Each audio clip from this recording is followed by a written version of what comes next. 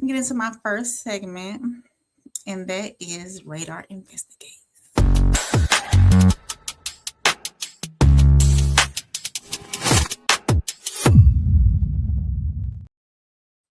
Yeah, so this is what I have for y'all tonight. I have 3 stories. So we're gonna take our time. I'm here, y'all. I'm here. We're gonna take our time. So let's see what I got for y'all. Um, this is actually this was shocking because I was wondering what really happened with this one. Um, we're going to start tonight in Cambridge, Massachusetts, where a shooting along Memorial Drive is raising a difficult question. When somebody has a violent history, how does another tragedy still happen? So authorities say that a 46-year-old named Tyler Brown, the man accused of opening fire on Memorial Drive, was arraigned from a hospital bed after prosecutors say he fired dozens of rounds into traffic, leaving 2 innocent people seriously injured. According to court records, though, and investigators, this was not his first run-in with the law. He reportedly has a criminal history stretching back decades, including prior convictions involving violence, weapons, assaults, armed robbery, and even a 2020 confrontation where he allegedly fired at Boston police officers. In that case, officers reportedly warned he posed a serious danger if released. But the most troubling, investigators say he had reportedly been released from a psychiatric hospital just days before this shooting and had allegedly made alarming statements to his parole officer hours before the violence, including showing a rifle on FaceTime and saying, "I'm not going back to prison." So police were already trying to locate him before the gunfire erupted. And this is where the bigger question begins, when the warning signs exist, when prior violence exists, and when law enforcement is already concerned, at what point does accountability shift from individual to the system? And were the warning signs missed, or was this tragedy even preventable? So, so I'm gonna bring up that video for y'all. Let's see. And thank y'all for being in here watching. I see the numbers are going up. Make sure y'all like, of course, leave a comment, subscribe, all that good stuff. Y'all know I'm here throughout the week, especially on No Middleman, and I do another live show on Thursday nights. So let's see. Let me pull this up. Share that. We're going to get him up here. Of course, add to the stage. We can do it big. I'm going to do it big for y'all tonight. So we're going to listen in on this right there. We've learned one of the survivors who was shot on a Memorial Drive in Cambridge this week drove himself to the hospital after being hit in the head with a bullet. As new details emerge about the shooting tonight, we're hearing from the family of Sidonius Felix, a husband, father of 8, and MBTA ride service worker. NBC 10's Malcolm Johnson spoke with the family today. Malcolm, we've already heard incredible stories of survival. This one goes to a new level. Hey, Jen. It does, Glenn. I spent some time with the family this afternoon. It's difficult for them to talk about for obvious reasons, but they are so thankful that their loved one is still alive. As police say, Tyler Brown sprayed 50 to 60 shots from an assault rifle walking down Memorial Drive Monday. One bullet struck Sidonius Felix in the head. The family tells me, by the grace of God, Felix was able to drive himself to the hospital to receive medical care and is currently in recovery as he focuses on healing physically, emotionally, and mentally. But should Brown, who was previously in prison for shooting at Boston police in 2020, still have been in prison? It's clear now in hindsight he should have been in prison and receiving treatment for a lot longer period than he received. This individual, sadly, had a documented and very long criminal history of violence. Rachel Rollins was the district attorney when Brown shot at police. She proposed 10 to 12 years in prison. The judge gave Brown only 5 to 6. I was outraged that this individual was going to get such a short period of time. There's a reason why Members of law enforcement and elected officials ask for long sentences. We are thoughtful about it, or at least certainly I was, and it was just disappointing that we weren't believed or heard. And a disappointing time for somebody still here in the community, which is why this evening at 7:30, JC, they will be holding a vigil for members of the community in the neighborhood to come together. For now, we're live reporting in Cambridge. I'm Malcolm Johnson, NBC 10 Boston. Yeah, so that really leaves the question,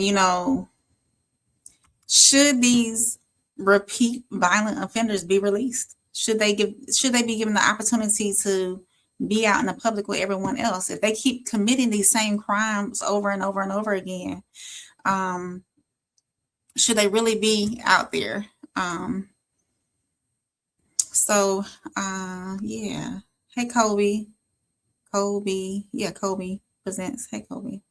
Thank you, Tristan, for doing that. I appreciate that. Miles said, looks like the system failed. Absolutely. I believe that, in my personal opinion, yes. And Tristan said the judges are the problem to me, because they're the ones that make those final decisions, right, Tristan, when it comes to their sentences and everything. Hey, Souls, thank you for stopping in. I appreciate you. I do have another, I have 3 stories tonight for Radar and Investigation. Everything has been going on lately, so let me get to this next story, y'all. It's been hot this week. Hot. So I have, this was, I'll save this one for later. So this next story, I'm gonna switch it up just a little bit. So this next story, it feels less like a crime case and more like something pulled from a psychological thriller. Kouri Richins, the Utah mother who was accused of fatally poisoning her husband with fentanyl, has now been sentenced to life in prison without parole after being convicted of murder. Prosecutors argue that Richins secretly poisoned her husband, Eric Richins, with 5 times the lethal dose of fentanyl in 2022. But what made this case especially chilling was, after his death, she published a children's grief book centered around helping her children process the loss of a parent, all while investigators say evidence was quietly building against her. Prosecutors say that financial struggles may have played a role. Court records reveal allegations that Richins believed she would inherit millions from her husband's estate and had collected over $1.39 million in life insurance payouts before her arrest. And perhaps the most heartbreaking part of this story is her own children reportedly told the court they feared for their safety if she were to ever be released. That leaves the question, how well do we really know people who are the closest to us, So I'm gonna play this video for y'all so y'all can listen to her sentencing. Let's see. There we go. Hold on. There we go. Sentencing for a mother and author convicted of murdering her husband, poisoning him with fentanyl, and then writing a children's book about grief after his death. Her son telling the judge, quote, "I want her to go to prison forever," and what the judge decided. Here's ABC's Trevor Ault. This is the time set for sentencing. Tonight, Kouri Richins will spend the rest of her life in prison for murdering her husband with a fentanyl-laced cocktail. He's had 2 Eppies, American. A person convicted of those things is simply too dangerous to ever be free. The Utah mother sentenced without the possibility of parole moments after emotionally addressing her 3 sons. I did not abandon you. I did not just walk out of your lives one day to never return, to never call. But all her children told the judge in prepared impact statements read by their counselors that they wanted their mother locked up for good. I want her to go to prison forever. If she got out, I would be so scared. After the murder, Kouri Richins published a children's book on grief, which she promoted on TV, saying it was meant to help her children deal with the loss. She has adamantly denied killing her husband and today remained defiant, talking to her boys. Murder? No, absolutely not. I will not accept that. Kouri Richins says she plans to appeal. Since her conviction, all of her letters to her children have been returned unopened. David. Trevor Ault tonight. Trevor. Her children don't even want anything to do with her. That's crazy. Hey, if you crazy, you wild. Tristan said, even though I think that people can change, they can also stay the same. If you recognize a pattern, why let that man free? Absolutely. That's why, these repeat offenders I don't think they should be getting out. Miles said, good question. Tristan said, there's no way you're about to make me reconsider having a woman cook for me. Sko, welcome in, Sko. I appreciate you being here. So I have one more video. This is kind of like a wow moment for y'all. So let me pull up that. So now this next story, if y'all saw this without context, you would swear it came straight out of the Fast and Furious movie. So a dramatic police pursuit in Wisconsin. Yeah, okay. Sorry, y'all. A dramatic police pursuit in Wisconsin is going viral after a shocking video captured a fleeing vehicle literally launching into the air and flying over traffic during a chase.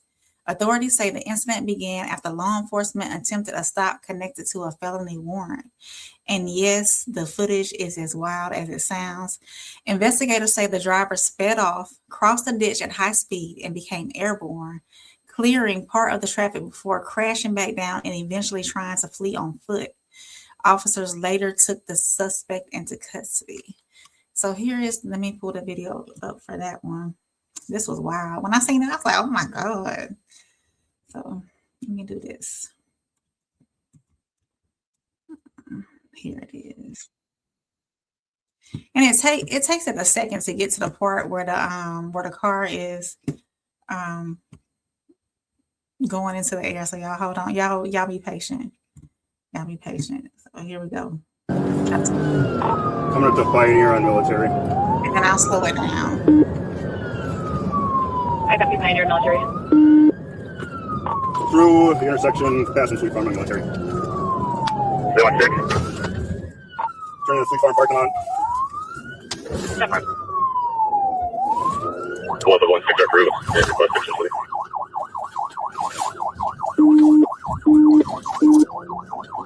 Coming back out on the Pioneer, we'll stay down. I got you back on Pioneer. 696. You want me to call it? Got it. 69. Other phone from the Johnson Street. 125 what towards. We'll say that person who's driving, they have good driving skills, so they manage to get around a lot of places. No. Northbound 41, 41. Northbound 110, speed 110, left lane. Traffic is still light, Rose Drive. I would say the only fear they had was getting caught.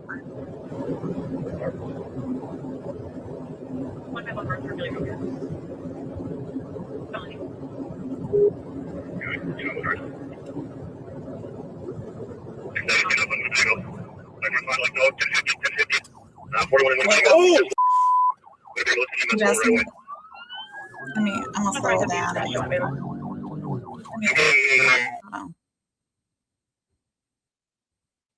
Right.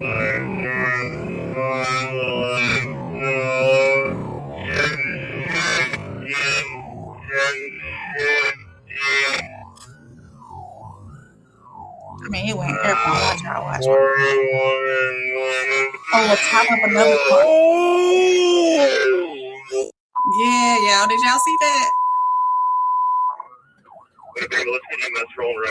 We'll finish watching the whole pursuit right quick. That's right, copy. Crash showing available. In the core of 41. I don't know what he driving, Miles. Running on foot, white shirt, black pants, black male. Over here with the dog.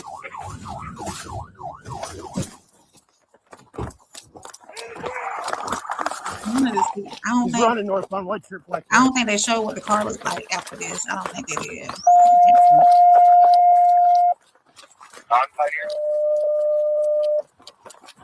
Get on the ground!